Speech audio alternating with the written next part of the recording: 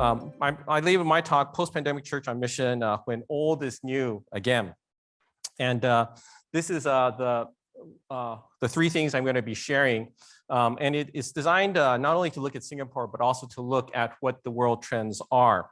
I want to let you know that I did bring my books here. So for reading materials, anything that you have a book here, most of them should be on the table if you want to do further reading. The three topics I'll be talking about is one, not forgetting the lessons of the pandemic. Two, the dangers of what we call revenge religion. Three, and then the 21st landscape of missions and renewed paradigms, which are primarily focusing on church planting and life-to-life mission. Again, all of the readings, the recommended readings are throughout. The books should be there, and then I'll put some more articles into the folder. Now, I'm going to go ahead and begin this, and as much as Ziwen shared about his shirt, I'll share that my life in Singapore began with Ziwen through the pandemic, was with Ziwen, and in the post-pandemic seminar is once again with Ziwen. And I look forward to all these different experiences that I'm learning through Ziwen. So you have to know that pretty much when you think about everything, everywhere, all the time, this is Ziwen. Okay, he is networker beyond measure within Singapore. And yeah, look forward to future years of ministry with him. So I'm going to just go ahead and begin by sharing that Ziwen actually at the beginning of the pandemic, when he was with SCGM, actually had an urban missions webinar. And I started it at the pandemic with this particular seminar was Disrupting Church, Reflective Questions Raised by the Pandemic. And I asked this question when you look at this verse, is this verse correct? If you are navigators, you should have memorized this verse in pack number 3. Is this correct? Yes or no? How many people say yes? How many people say no? How many people don't know? So not too many people are memorizing verses nowadays, right? So it should be, let us consider to stimulate to love and good works first. And then it says, not forsaking the gathering of ourselves. But most churches, what have happened over the years is, what does it mean to be a good and faithful Christian? Come to church on Sunday, right? Go to prayer meeting, go to your small group. We have, in some ways, reversed Hebrews 10, 24, and 25. The definition of being a Christian is to gather in church. And occasionally, we will do love and good works. So the lesson of the pandemic, which I shared at the beginning, was this, that this is what we have now, and this is what happened during the pandemic. God helped us to understand, what does it mean to be a follower of Jesus Christ? And the one thing was he kept us from meeting together. So then we have to ask this question, is the fact, what does it really mean to be a Christian? During the pandemic, my understanding is that God was helping us to understand what a church should be. And what does it mean to be a follower of Jesus Christ? Hebrews 10, 24, and 25, true normal here, love and good works comes first. And then not forsaking the gathering is secondary. It's intended for us to be able to do this. So church is designed to be between God and the world, but oftentimes churches have defined themselves and required their members to be defined by the church. So one of the things the pandemic may have helped us to understand is that there has been a loss of identity of what it means to be a Christian. If we understand what it means to be a Christian, we are to carry out love and do good works. And we found from the study, the State of Church study, was that the churches that grew during the time of the pandemic, about 11%, a lot of them started to carry out good works, social ministry, caring, all these other things. When you have this kind of a model and understanding what it means to be a Christian, during the pandemic, did they suffer or were they empowered, right? Christians who are living out their lives in a biblical understanding of what it means to be a Christian, when the pandemic came, the church would have grown. And this is actually what happened in the 4th century. during the plague in Rome. The church grew dramatically, according to Rodney Stark, because Christians went out and served. And many pastors and elders and deacons actually passed away as a result of that pandemic, but the church grew dramatically. So I just share William Temple's Archbishop of Canterbury from a while ago said the church is the only organization that does not exist for itself, for those who live outside of it. And that's something that we need to remember. But what I'll share as a result of the state of the church, as many churches quickly actually forgot the lesson, and we have what's known as revenge religion. I preach about 30 to 40% of the time in other churches. And whenever I ask the pastor, how are you doing? Oh, I'm so tired. Yeah, and they are really, this was the case. You have to understand, one of the things that we came up with in the state of the church was about 25% of most pastors already burned out or nearing burnout or suffering mental health issues during the pandemic. Afterwards, it got worse. So we need to be very, very careful to remember the lesson of the pandemic. Let's see. I think we need to remember it's actually very simple to be a Christian. It's not about ministry in the church, but it is, as we're going into Easter and Passion Week, John chapter 15, we've been called as friends. We are called to bear fruit, and our fruit should abide, and we're called to love one another. If every single Christian does this, actually, that's all that's necessary, and the church would grow.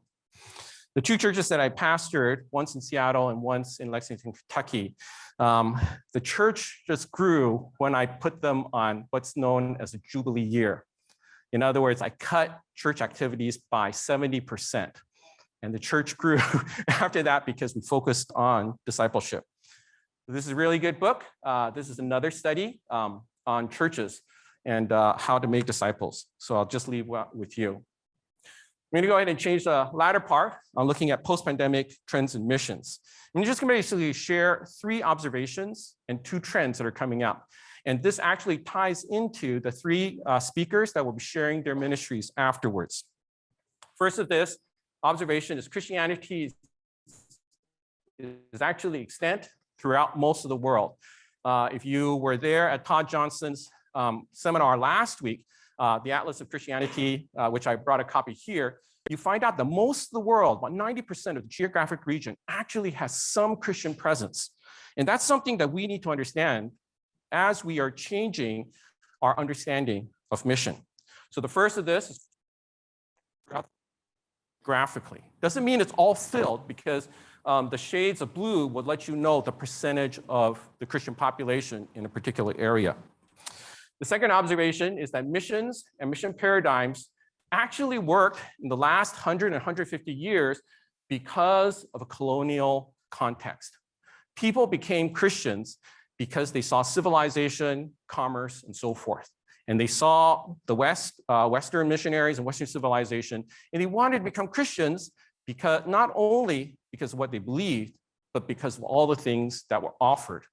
Now, there's a very controversial book called Transcending Mission, and Michael Stroop basically shared is that the missions paradigm for the last 500 years is no longer valid in the 21st century.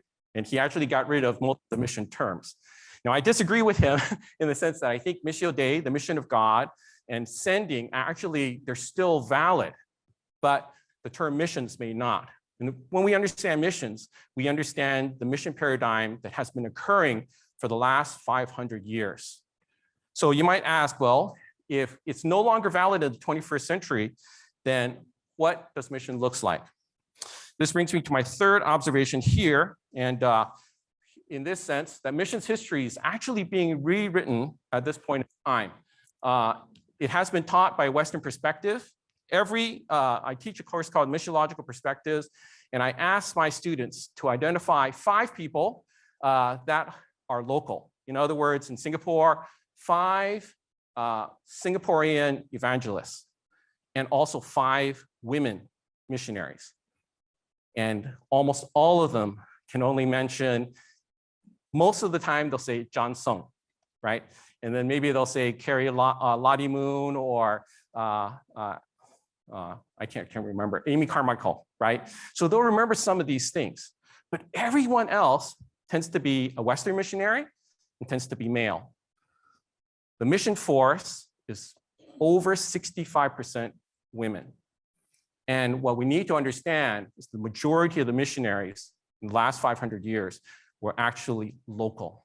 So Christian Mission by Dana Robert was one of the first books that started to include stories about local missionaries. And Katong Lim, who graduated from Asbury, Malaysian, wrote Life and Ministry of John Sung. And just this past December, it talked about Chinese evangelists in Southeast Asia.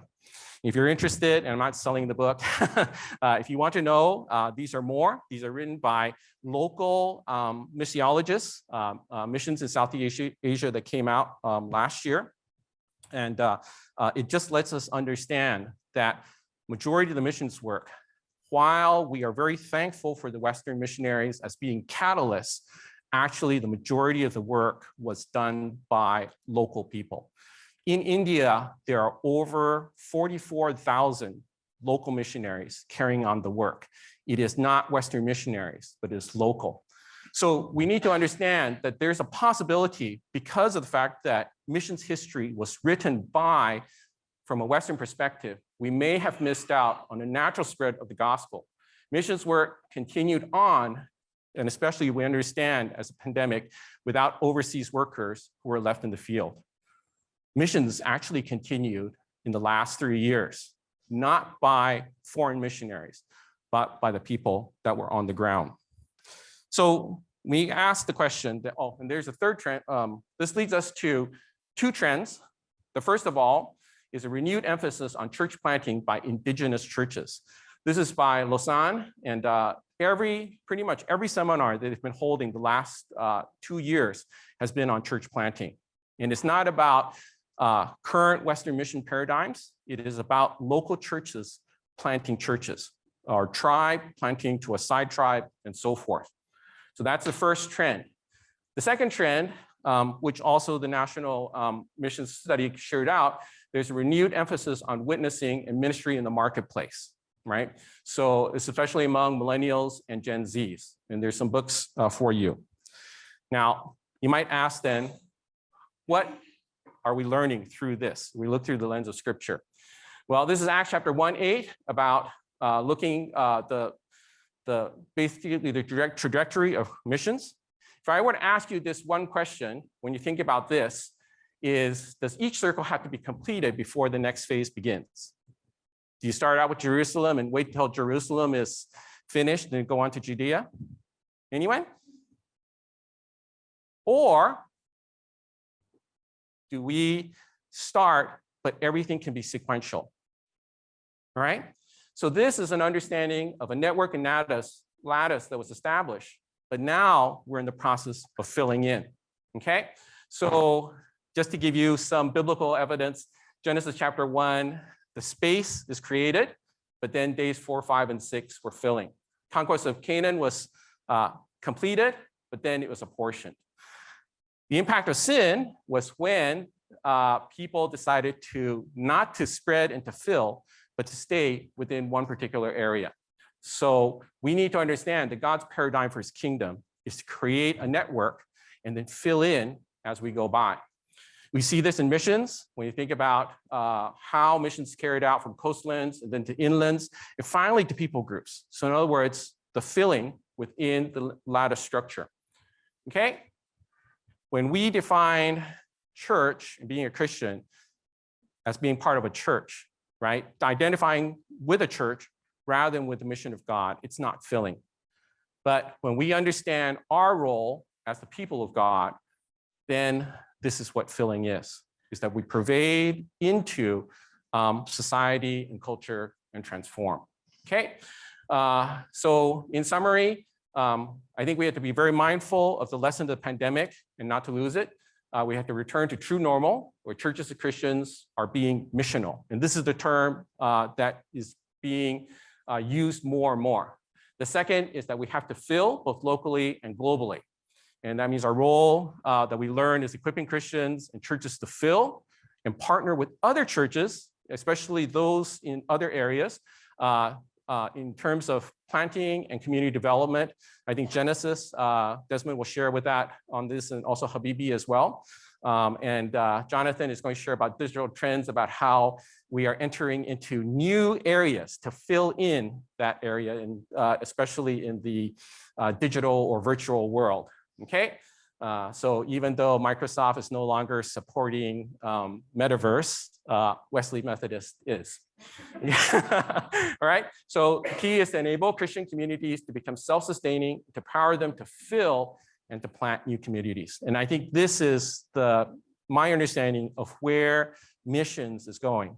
The mission paradigm that has been working for the last 500 years worked because of colonialism, but because now churches are all over the world, we need to start to return to the first century model, which is people to people, life to life, church to church, community to community.